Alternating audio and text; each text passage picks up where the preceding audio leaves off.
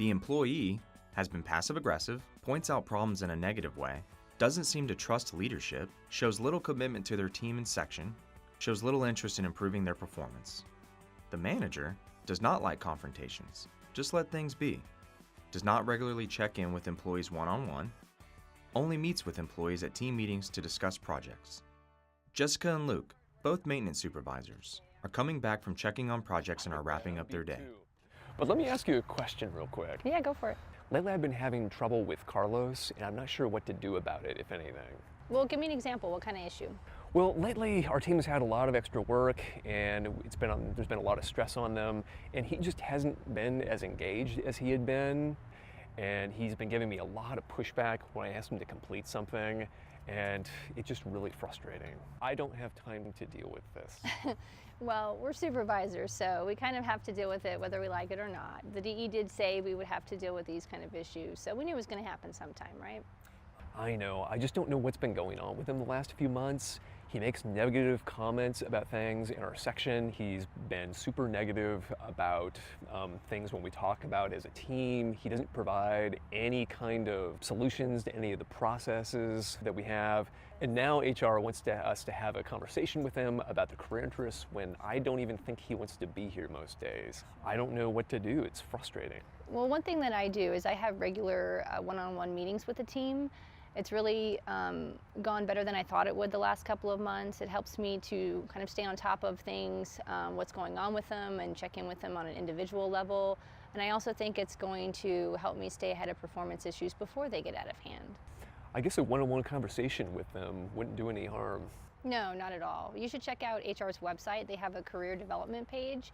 And on there's this one-page guide that I got started from. I mean, I modified it a little to fit my style, but it's a great place to start.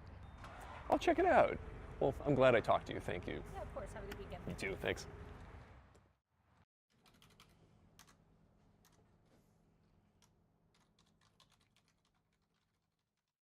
Hey, Carlos. How are you doing? Thanks for coming in. Yeah, sure. Well, as you know, I've been having one-on-one conversations with everyone this month, and it's just an opportunity for you to tell me how things are going for you, and it's also an opportunity for us to talk about your career interests. All right. First of all, thanks for coming in. A couple weekends ago, when helping the on-call crew with that major fatality, we were shorthanded that day, and I really appreciate it a lot. Sure, no problem. So, Carlos, I know that you and Joe got into a disagreement while on that site. What happened? Nothing really. That thing with Joe, we talked it out. You know, I've been noticing lately that you haven't been as engaged as you've been.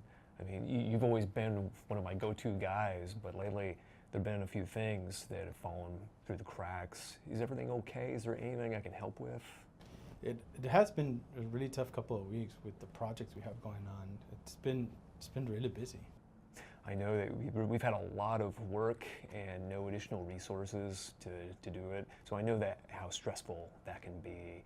Since I'm not seeing the same level of performance from you, is it a matter of the additional work, or are you just not enjoying your job as much as you used to? It's a bit stressful, and I've been doing this job for a long time. So you've been with TxDOT almost 10 years, right? Actually, 11. 6.5 in this role.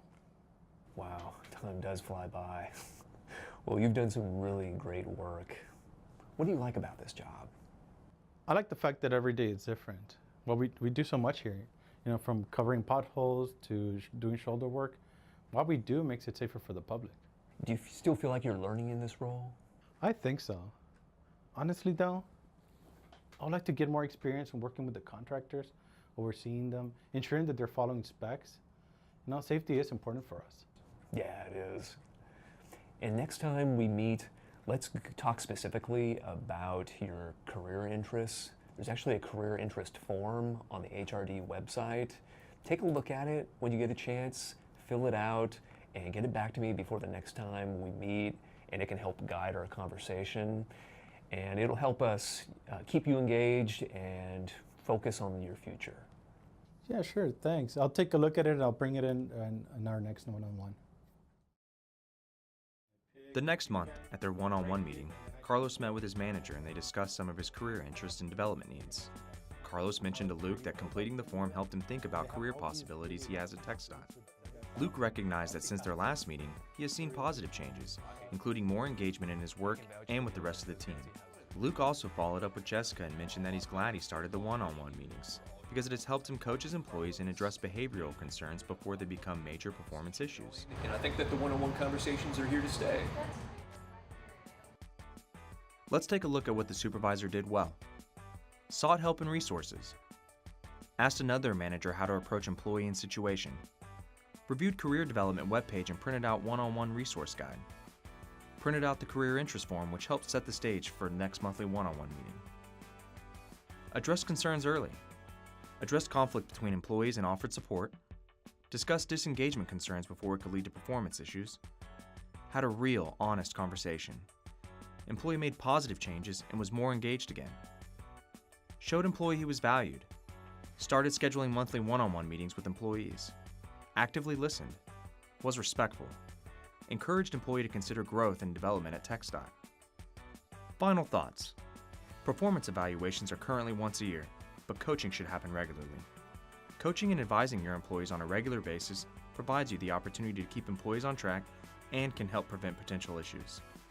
Make discussing career growth and development a regular topic of conversation.